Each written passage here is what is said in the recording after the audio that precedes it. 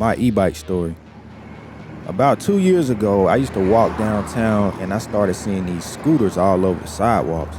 So I scanned one of them and I unlocked it and I started riding all over the city, everywhere, and I realized how convenient they were, especially for me living downtown. Then I noticed I was renting them at least 4 to 5 days out of the week. And even though they were only like 15 to 25 cents per minute, it still just made more sense for me to buy my own. So I started searching all over the internet to find one that I could buy for cheap. But as I kept looking, I saw another company came to Atlanta and they allows you to rent full-blown moped. And I was like, nah, I want one of these. Like, I gotta have this electric moped. All you gotta do is charge it up. You don't have to worry about no gas. When I started looking online again, I saw that there were bikes that were like a hybrid of bird scooters and mopeds called e-bikes. I found one that I decided that I was gonna get. I was determined to get it. It was called the Onyx RCR. And even though it was like $5,000, it can go up to 60 miles per hour. And I couldn't believe that. I just really want to test ride it to see if it can really go that fast.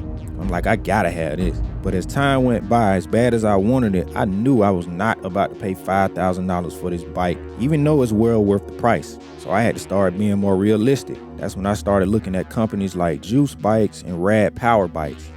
For 2 years, I kind of stopped looking because the prices weren't feasible at the time and I knew I wasn't ready for the investment.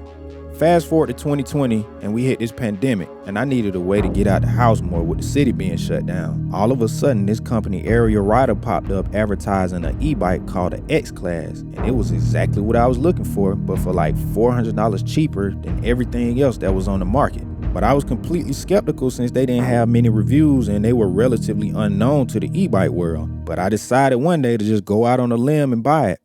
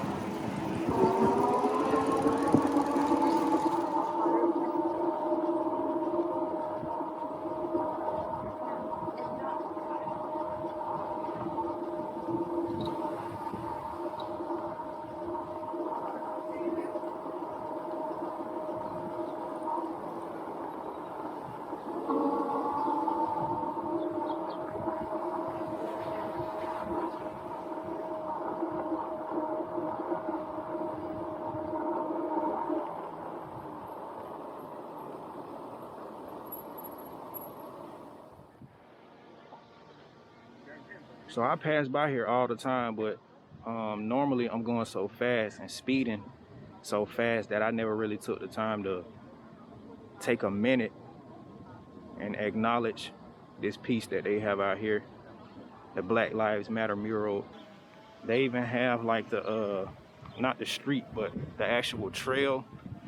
It's got Black Lives Matter as you walk. They got a big mural up here with the names of all the victims to police brutality and racism over the last few years. So I think